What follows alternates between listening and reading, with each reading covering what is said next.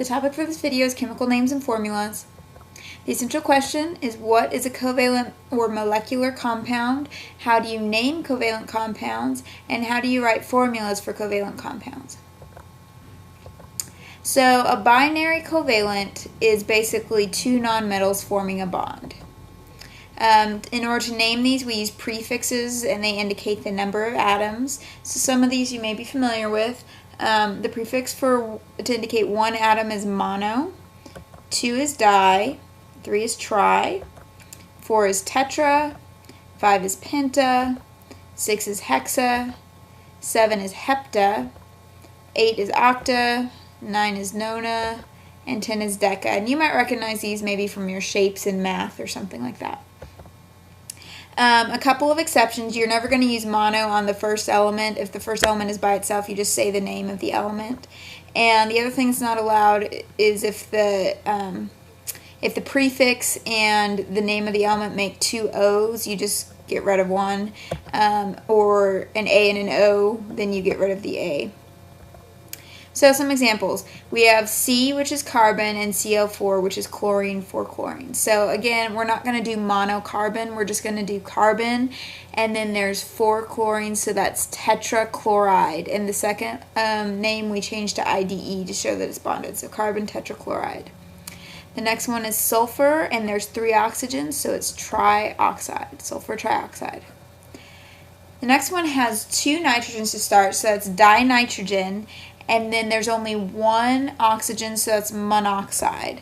And this is where that double vowel goes into place. Instead of monoxide, there's only 1 O in that word, dinitrogen monoxide. We just take that second O out. The next one has 2 phosphorus, so it's diphosphorus, and it has 5 oxygens, so that's pentoxide. And again, that's the other rule with the vowel. Diphosphorus pentoxide, instead of pentaoxide, we take the A out because it's just kind of awkward with the 2 vowels next to each other. Finally, we have 4 phosphorus, so that would be tetraphosphorus, and then we have 10 oxygen, so that would be decoxide. Tetraphosphorus decoxide. And if you'll notice, the first name, we just put the normal ending of the element, and it changes to IDE on the second one. There's a couple of these that are a little bit different that we have common names for. H2O, and instead of saying dihydrogen monoxide, we call that water.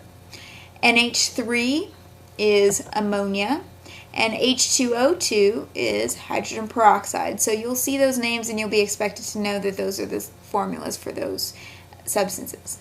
To write the formulas, these are pretty easy because they tell you how many is present of each element.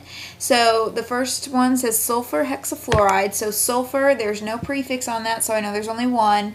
And hexa is 6, and that's on fluoride, so that means there's 6 fluorides. So I have SF6. Carbon monoxide, carbon tells me there's only 1. Mon tells me that there's only 1 of the second, and that is oxide, so that's oxygen, so CO. Carbon disulfide is carbon is 1, and di is 2 for sulfide, which is sulfur, so CS2. And dinitrogen, so that tells me 2 nitrogens. Tetraoxide, so that would be 4 oxygens.